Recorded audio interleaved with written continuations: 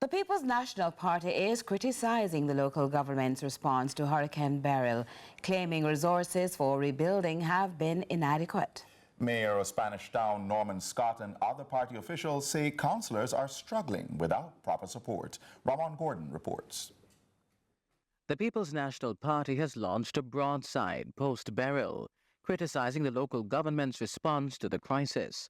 The PNP's latest critique centers councillor resources, which the opposition says fall short of what's required for rebuilding. In a release early Monday, Spanish Town Mayor and President of the National Caucus of PNP councillors, Norman Scott, contended his colleague councillors have been left struggling to support their community following the event. The local government minister recently convened a meeting of mayors, but Scott claims the ministry failed to outline a plan for essential resource allocation, urging the group instead to use funds from the government's Special Grant for Repairs SGR.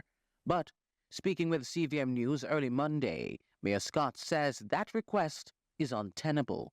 The fund from the SGR cannot be used for other purposes, such as making available building materials, making available care packages. It can't be used for those.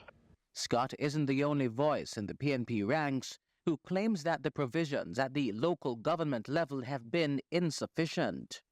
We have seen where members of parliament would have received in total between $13 to $15 million to respond to the effect of Hurricane Beryl.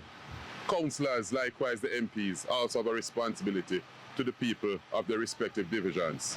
I am concerned that as an elected person, a second-tier government, that the Ministry of Local Government and our Minister Desmond McKenzie has failed to make available monies to the municipal corporations to respond to the needs of the people in our respective divisions. CVM News contacted the local government minister for comment on Monday, but numerous calls to his phone went unanswered.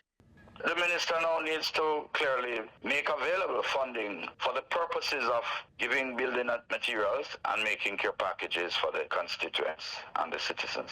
Meanwhile, on Sunday, Patrick Peterkin, the MP caretaker for St. Andrew East Rural, made a plea to the island's utility provider for relief for his constituents, who have been without power since July 3.